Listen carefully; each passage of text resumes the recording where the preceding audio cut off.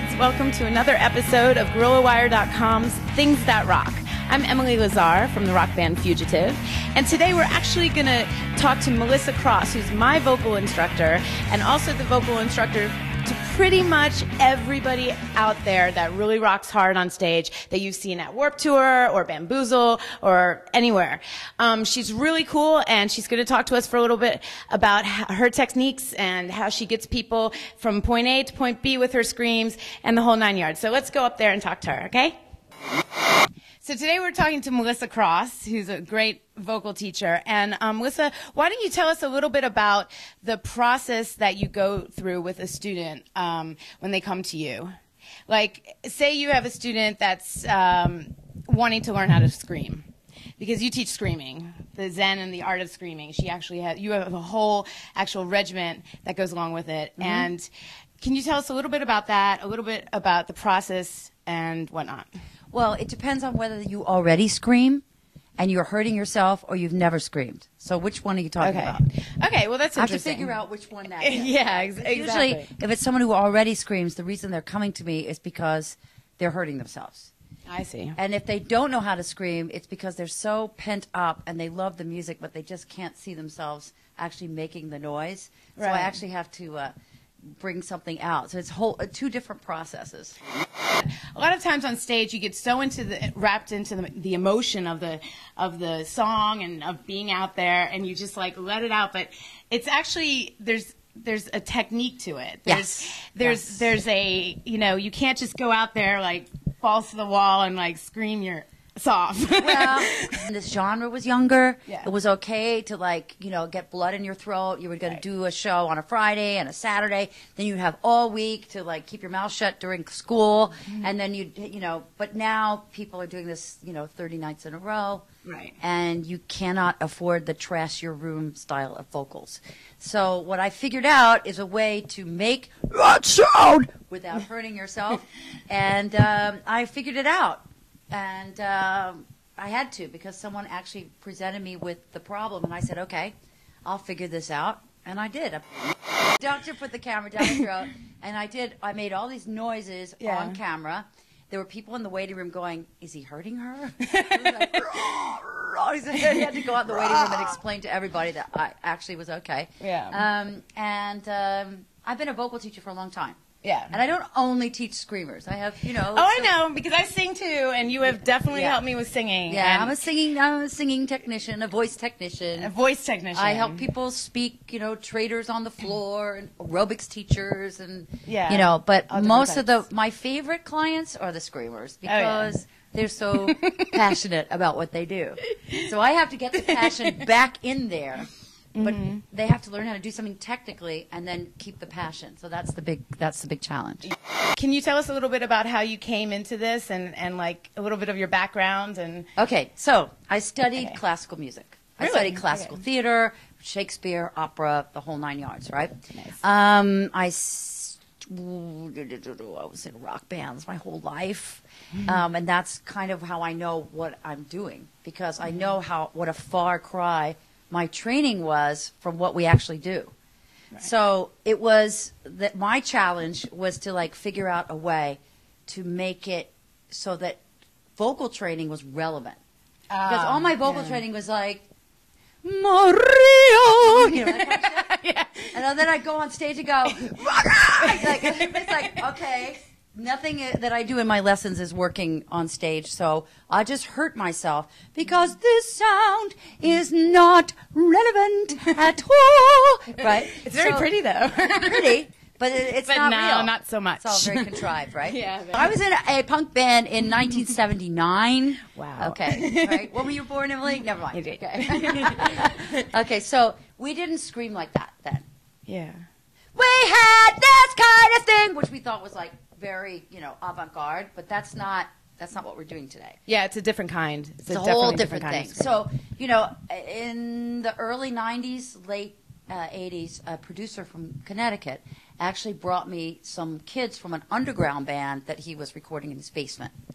And cool. the name of that band happened to be Kill Switch Engage. Right. Wow, that sounds familiar. Okay. Wait. It was not Howard That's rad. Jones. It was a whole different. Oh, really? Another singer. Oh, okay. The first singer was Okay. Jesse Leach. Different lineup. And this was before they were signed. Right. And I think he wasn't the first one, but this guy brought me a lot of clients, and Right. they couldn't get through a recording session without Killing their voice. killing. Right. Oh, man. So he said he knew I was a vocal teacher, and he said, "Like, "Can you think you could give them some exercises to help them out?" So the guy's like, I'm like, oh my god. No, not so much of that. Oh my God. No. I don't know what I'm going to do here. I heard about this. I mean, I knew about this music. Okay. I knew Right. I'd seen a mosh pit and I was like, oh, I can't do that. I'm too old, but that's so passionate. I want to do that. How can I be a part of that? I can't, but I want to. So I knew all about, I wasn't completely, but I'd never had anybody that close actually doing it. Right. And I said, okay, I'm going to figure this out. I'm a technician. I can figure this out. So I went on my own. I went, Mom, I'm so rubber. I tried to get the sound without the tension, and I figured out a way to teach it. Interesting. So that's what Interesting. That's how it happened. Very cool. Very, very cool.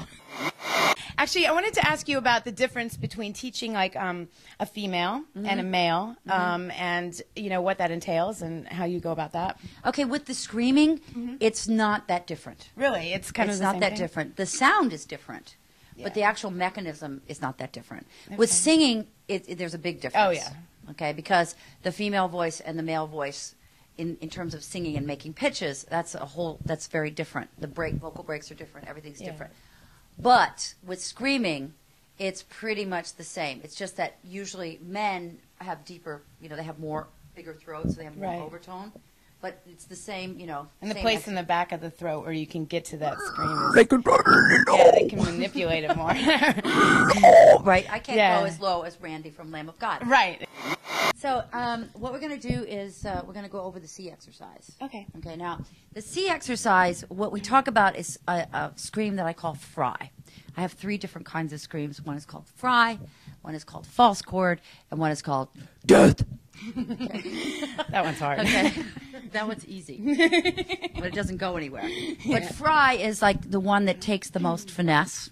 And I want everyone to learn fry, not that they would actually use it, although it's the one that I prefer because it translates to a musical pitch very easily. You can sort of turn on a dime with it. So the way I taught Emily this, right, is something called the C exercise, right? But first, before, we have to put the pencil in Emily's teeth, right? Because I've taught Emily how to imagine sound coming over the pencil, right? So I do this, beep, beep, right? Now go, yeah. The second one is under the pencil. So we never want any sound to feel like it's going under the pencil. So everyone is screaming. You're thinking of it, and not thinking, but imagining it, projecting over where that pencil is. So let's pretend we have a towel, and we're lifting up this towel out of a bucket of water, right? So we're gonna go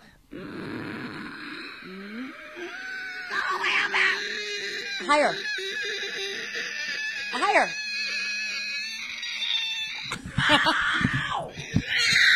Yes. Thank you. There's all the exercises for those techniques are in the first DVD. Okay. Diction, flow, breath pressure, by the way, strapless bra, all that stuff is in the first DVD. It's not explained in the second one. So if you don't have the first one, the second one is you're going to hurt yourself. Yeah, so definitely pick up the first one. Does a student ever come in with something that you've never heard of before? Oh, I have this thing in my throat, and you're like, oh, I've never heard of that. Or is it pretty much have you ever had to adapt the technique a totally different way, or is it No. just no? No. It's a voice is a voice is a voice. Like you have a sponge, and you can wash china with it, or you can wash a car. It's still a sponge. For the new student out there, not the trained professional or one that's out on the road all the time, but for somebody that's just starting and just wants to kind of learn about your technique, and where do they go to find you? DVD. Okay. And the DVD is available at melissacross.com.